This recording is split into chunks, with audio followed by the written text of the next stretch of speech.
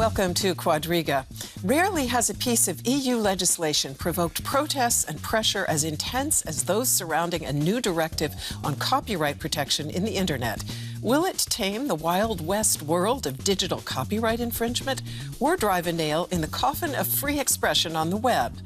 A majority of EU parliamentarians took the former view and voted yes to require tech titans like Google, YouTube, and Facebook to scan uploaded content for copyright violations and compensate content providers for using their work. Could the scanning process wind up blocking not only copyright infringement, but creativity and open exchange? That prospect drove hundreds of thousands of European internet users to the streets in protest. Copyright. Cashing in on the internet? That's our topic. Here are our guests. Grace Stobusch is a Berlin-based freelance author who often writes about tech, and she says it is a perilous time for content creators, but Europe can't police the entire internet. Alan Posner is an author and commentator for the daily newspaper Die Welt. He says Europe is forcing the internet giants to respect intellectual property and pay for it. And that's good news for everyone except Google and co. And it's a pleasure to welcome John Weitzman to the show. He heads the Department of Law and Policy at Wikimedia. And he says, for free and open knowledge, we need free and open exchange on the web. This reform could cause great damage. So let me start with you, John Weitzman, and let's begin with the absolute basics. What is an upload filter, and why does it strike terror into the heart of the content creator community? An upload filter is a system that is at the server of, it's installed on the server of a platform provider, and it scans the uploads and compares that to a database. And if it finds a protected work that it is supposed to block, then it's stopping the upload, or it's putting the upload before a person to check whether there was a license for this work. And so that's the basic technology. And why are people so worried about upload filters in the wake of this new directive? Well, because the technology is very powerful, and if you have those kinds of systems everywhere on the internet, they can, for one, they can be abused to block stuff that is not just a copyright infringement, but for other reasons, maybe a government doesn't like it and claims copyright, and by that filtering stops the publication. And in general, it can hinder the exchange of information on the net, and that is what the net is about. The net is about exchanging things, exchanging views, exchanging also opinions. And nowadays, when people use graphics or music and visual content to express themselves, much more than in the past. In the past, it was mostly text. People were texting. But now the web is becoming, or the internet is becoming a much more visual place, which makes the power of those blocking systems even greater, and the perils that people attribute to them. So, Ellen, help me out a little bit here, because as I understand it, the law doesn't explicitly require that platforms use an upload filter. So how great is this risk that such filters will now be put into place and will essentially screen out not only a copyright infringement, but lots of other useful material as well? Well, the law doesn't exclude the use of copyright, of upload filters, which is what people are protesting against, because it's totally impossible for a platform like, shall we say, YouTube, where people upload millions of videos and so every day, to screen it individually per person. So you have to have an algorithm working to check that, as John just said. So the only way at the moment, if you don't want to employ hundreds of thousands of people and destroy your business model, is to use an algorithm. And you know, I think basically these algorithms are benign. Most copyright holders have registered with someone who represents them. That, for instance, in Germany, it's the GEMA, which represents musicians. They already have contracts with YouTube, for instance. So YouTube pays a certain amount of their profits to these copyright holders already. The question is, could these upload filters be misused? B, could they make mistakes? And the answer to both is yes, they could. But you have to ask yourself, what would be the alternative? The alternative is that people who produce music, who produce text, who produce videos, who are content providers, are simply being ripped off on a minute-for-minute basis, and the profits all accrue to huge tech giants, as we've heard. So the question is, do we want to give copyright holders, content providers, a share of the cake? The answer is yes. Is this the best way to do it? The answer is yes. Are there problems? The answer is yes. So, Grace Dobush, you said in your opening statement that this is a perilous time for content creators. Now, I know that you have written a guide for crafters, and you have also co-founded a craft show in the past. So, tell us, if someone is genuinely creating original material, wouldn't he or she welcome stronger copyright protection? Why do you say it's a perilous time? Well, it's a perilous time in that no one has quite yet figured out how to make money from being a content creator in the new digital economy. Musicians are getting pennies per thousands of plays from streaming services. The idea that everyone who is a content creator is registering their work with a copyright agency is completely untrue. Anyone who is posting images on Instagram that they've taken is creating copyrightable works, but is not registering those with a copyright office by any means. Same goes for a person who sings a song that they made up on YouTube, and they own that copyright, but they're certainly not going to be filing paperwork for every time they post a short video. No one has yet figured out how to make content creation really profitable on the internet, least of all the newspapers, who are also tightly involved in this copyright battle. So, Alan, what I'm hearing there from Grace is that essentially the payments that could now be collected will never reach up-and-coming young artists who don't have affiliations with established publishers or established agencies. Isn't there some truth to that? If they don't have, if these young or old content producers... I didn't say young or old, I said up-and-coming. OK. Up-and-coming content producers don't have some kind of organisation behind them, yes, they're going to get ripped off. Ever since I was 20, I've been a member of the German organisation called VG Wort, which protects my copyright issues as an author, and I get paid for that. So at that time, I was only earning pennies, and I got fractions of pennies, but I did it because I felt that's what you do. I don't see why you can't. If you want to earn money on your stuff that you upload, then why don't you join? It's not a question of paperwork. You can do it online. It's 3 clicks. No, literally, like that for every single Instagram post, it doesn't make any sense at all. Once you register yourself as an author... Yeah. I don't think that type of protection exists currently for YouTube or Instagram or anything like that. Isn't that a great opportunity? Bring in John. Let's bring in John. Can we please not forget all the creativity on the net that is not made for profit? I mean, of course, it is very important that people who want to live from their creativity can do so. So that's not the question. The question is whether we want to enforce their rights in a way that flattens out everything else. And that's what's happening right now. This is one way to do it. I mean, you say it's the best way, but there's other ways to get remuneration to creators without having these huge collateral effects that we're going to see through this directive. And that's the critique, really. Alan, regardless of how the provisions are implemented here, isn't this law almost certainly going to create more bureaucracy? At the moment, there's no bureaucracy, right? Every law creates an agency that enforces it and creates controls and so on. You can call that bureaucracy, but that's typical sort of Silicon Valley speak. That's framing, isn't it? That's, you know, European Union is trying to enforce laws that already exist. If you have a copyright, someone has to pay you for using it. So how to enforce that law against these huge tech giants, which are international, that's what this is about. And that's not bureaucracy, or the main intent is the rule of law.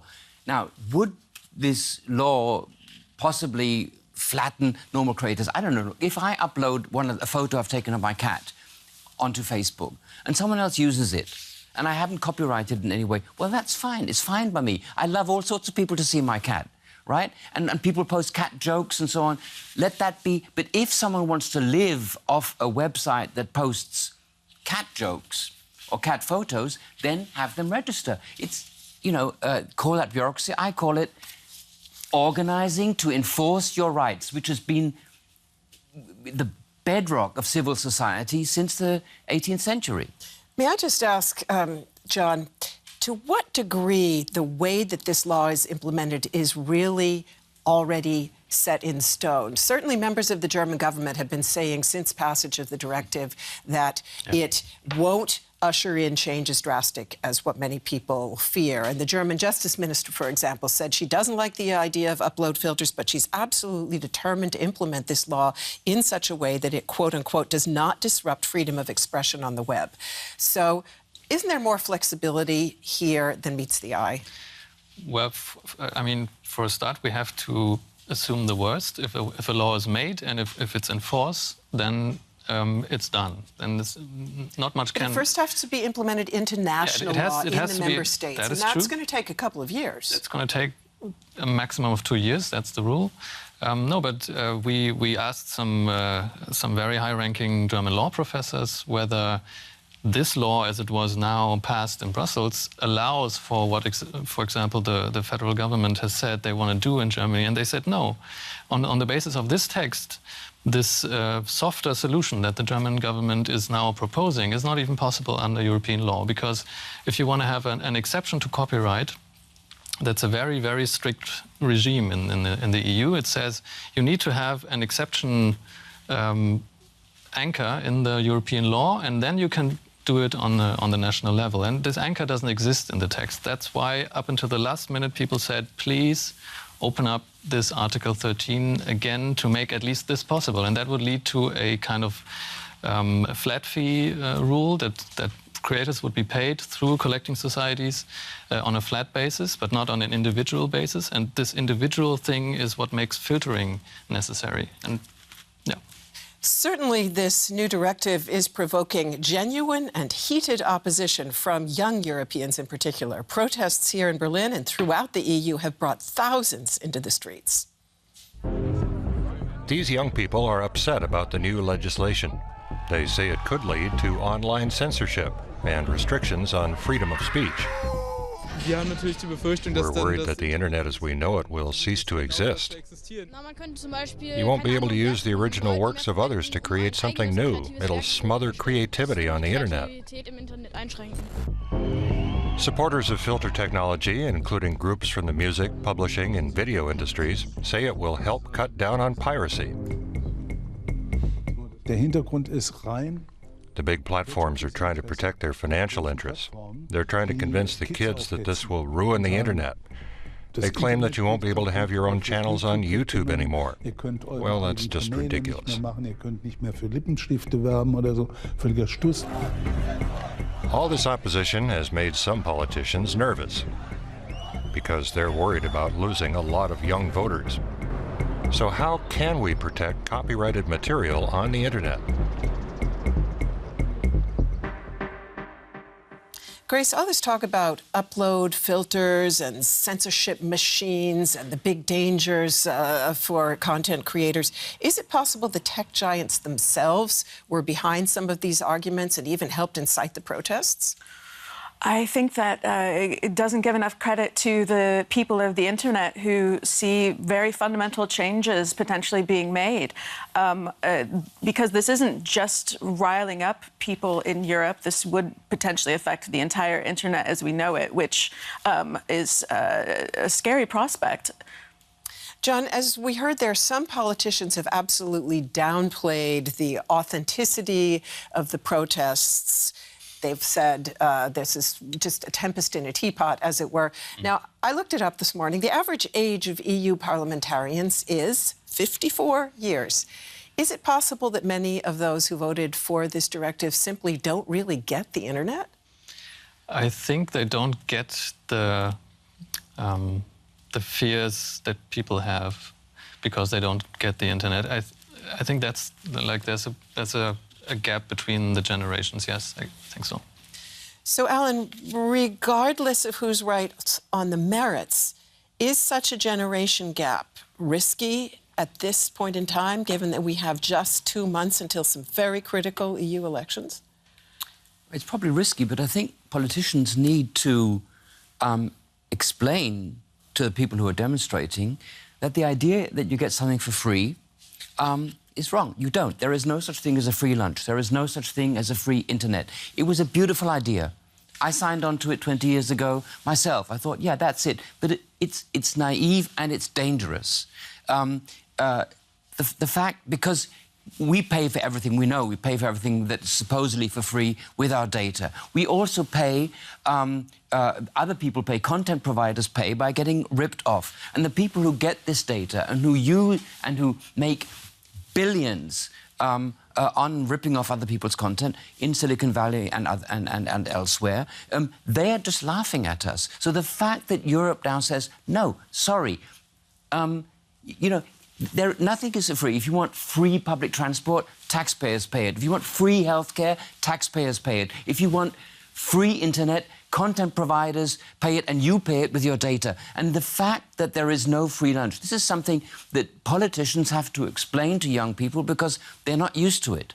But it's a fact of life. But now young people are having to explain to politicians how the internet works and how sharing of information and by measure content happens on the internet. There's no way to wall off any segment of the internet and not have it affect the entire ecosystem. I think there just remains a fundamental misunderstanding from the point of parliamentarians who voted for this as to how the internet works. Also, the framing that young people want everything for free is a very dangerous one, because they are not against creators being paid.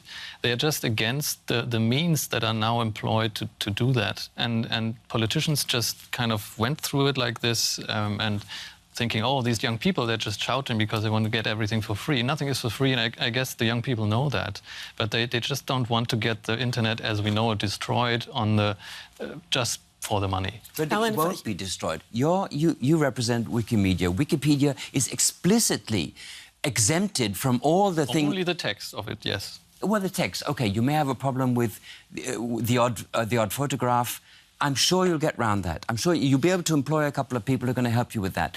Explicitly. Also, people, sort of a young creative who makes a video in her living room using Beyonce's backing track and so on, whatever, she's not going to be... because she has to have 2 million viewers or so before it's even sort of comes into the focus of the upload filter. And this is not it being explained to young people. That young boy we saw, I think it was a boy, saying that he wanted to use other people's stuff to be creative. He can. No one is stopping him. And no one's telling him that no one is stopping him. That's what you think is going to happen in the future, yeah. But the young people obviously don't trust that the politicians in Brussels, that obviously to a large extent don't understand how the internet works, that they make a rule that works in that way.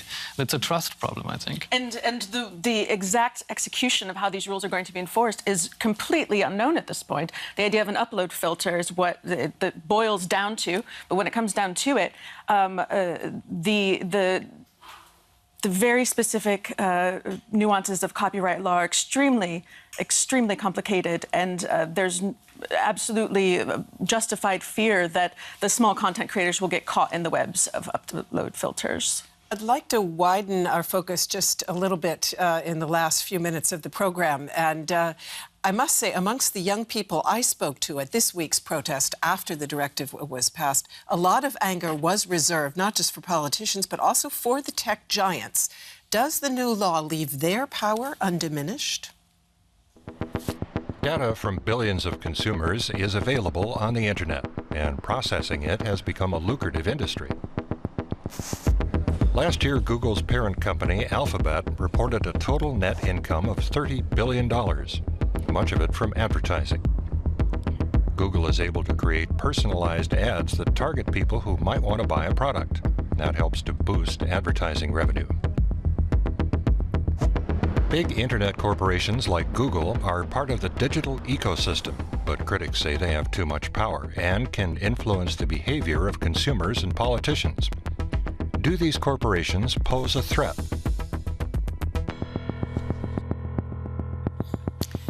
John, the head of Wikipedia, so not Wikimedia, but your cousin, as it were, tweeted after the new directive was passed that the new law, quote, is not about helping artists, it's about empowering monopolistic practices.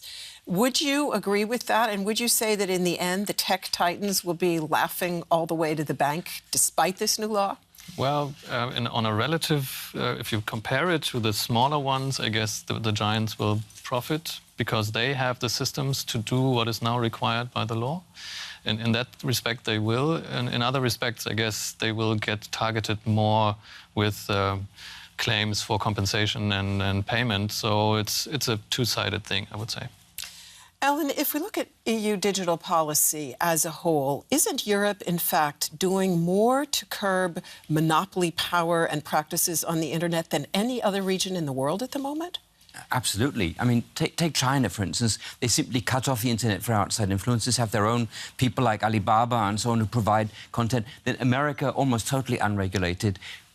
Europe is the biggest market in the world, and what we're doing now is attempting, with our data protection laws, with the copyright protection laws, with upcoming monopoly laws, to do something about monopolies who you can't get hold of because they're not like steelworks or oil companies which sit somewhere and you can sort of grab them. They're everywhere and nowhere. And we're trying, and I think it's great that we're trying. We may be making mistakes. I'm not dogmatic, but I think we're going in the right direction. Grace, the EU commissioner who imposed record antitrust fines on Apple, on Google, Margaret Vestager, she described package of the new directive, quote unquote, as great news. How do you square that with her strong stance on antitrust and trying to essentially rein in these giant companies? I think coming from the United States, where deregulation has been the rule for my entire lifetime, basically, I never thought we would see the day when some of these tech giants start getting broken up. I think that is a path that we're going down worldwide within the United States. That's even a discussion as to whether these companies should be broken up and will be broken up. But I think the way that the EU is trying to legislate the internet it amounts to a new kind of colonialism, honestly.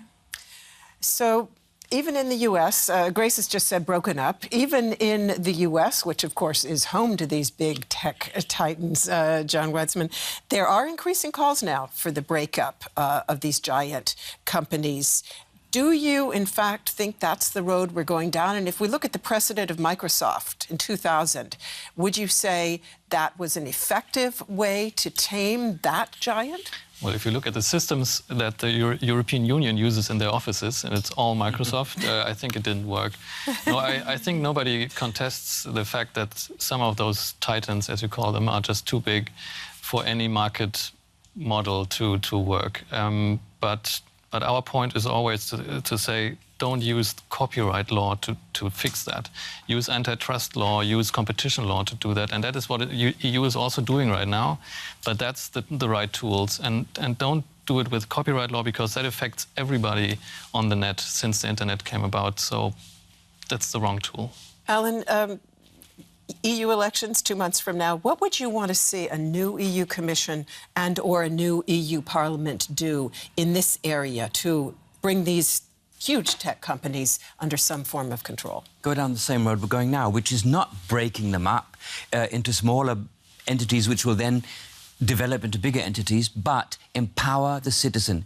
Give you the right to take your own data away from these people. When you leave Facebook, take all your data away from Facebook, take it to somewhere else. When you decide not to use Google, to have that taken away from Google, take whatever you want. What's already happened now with the data protection law, to go further down that path, it's so that you absolutely know who's got what on me. It's the individual citizen, not the state, that needs to control these tech giants, and Europe is helping us do that. Grace, very briefly, if I go back to our title, Cashing In on the Net, until now that has been largely the prerogative of these huge companies. What do you think? Will it change in future? Their business models won't change. No, I don't think so at all. And I think that the idea that this type of copyright law could then somehow distribute that money to individual content creators is dubious at best.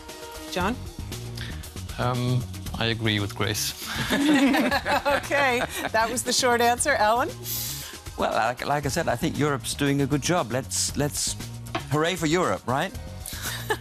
Great last words. Thank you very much to all of you for being with us, and thanks to you out there for tuning in. See you soon.